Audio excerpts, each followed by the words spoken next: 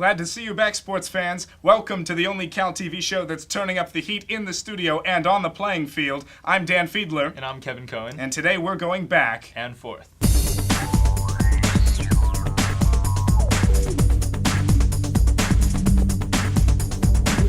The Cal football team wrapped up their third and final spring scrimmage this past Saturday in front of the Cal Day crowd, and because it was the only spring scrimmage open to the public, Dan, what did you think was the most surprising development heading into the summer? Well, Kevin, for me, the most surprising and most pleasantly surprising aspect of the spring scrimmage was the place kicking. I thought Giorgio Tavecchio did a phenomenal job of kicking the ball off to start. He had a kick that went into the end zone and went to the 5 yards. That's twice.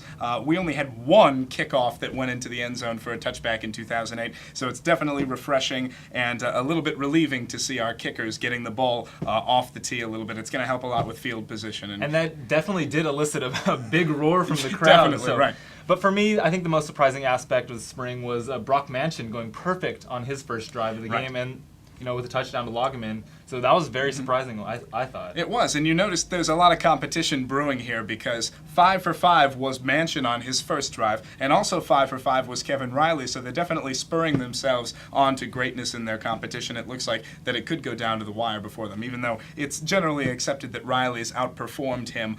Now, as the current Golden Bears prepare for their upcoming football season, some ex-Golden Bears are getting ready for their day in the limelight as the NFL Draft Day approaches. Kevin, what's your prognosis for some past Cal Bears such as Alex Mack and Zach Follett to be drafted, and who do you think is going to be the best Bear in the NFL coming out of this class? Well, Dan, I see Alex Mack going either late first round, early second round, and then Zach Follett, Warrell Williams, Anthony Fiedler, and Cameron Mora actually having a good chance to go later in the draft. I agree with you. Todd McShay on ESPN.com actually has Alex Mack just about where you put him in the late first to early second. He's actually got Cameron Mora going in the third round, which I found was pretty interesting. I don't think Mora is that good of a tight end. He's definitely a great catcher, but I don't think he's that good of a pass blocker. He's not a huge sort of bruising tight end like the NFL GMs like to see. Interesting, another thing about McShay's mock draft is that he's got Anthony Fiedler in the 7th round. I think that's a little bit pessimistic. Fiedler's a lot faster than that, even though his combine workout didn't exactly show it. I'd put him more up in the 5-6 range, along with his fellow Cal linebackers, Warrell Williams and Zach Follett. Yeah, I really do think he will be a good pro. But as far as pro prospects, I really like Alex Mack.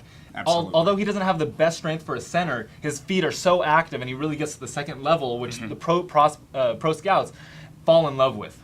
Now shooting over to women's lacrosse, they come into the MPSF tournament as the 3rd seed and will take on St. Mary's this coming weekend.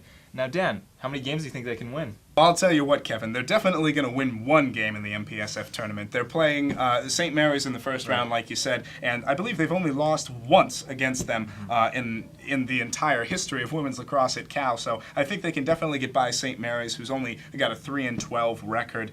They are 6-10, but a lot of those losses have come against teams that are incredibly good. They're not afraid of scheduling any tough opponents like Penn or Syracuse or Duke, so I definitely feel like they can get past St. Mary's, and even Oregon. They outlasted them in a 3-overtime thriller a couple of days ago. So I think they can definitely get 2. It's just once they come up against Stanford in the finals. Right. They've definitely played the heavyweights, and I think the experience factor will definitely help them. But I'm not sure how far they can get. Eventually, they'll match up with Stanford, who is the #1 seed. They haven't lost this year to any MPSF opponents, and they're also playing at home at the farm. So that's all the time we have today for Back and Forth. I'm Dan Fiedler. And I'm Kevin Cohen. Tune in next week.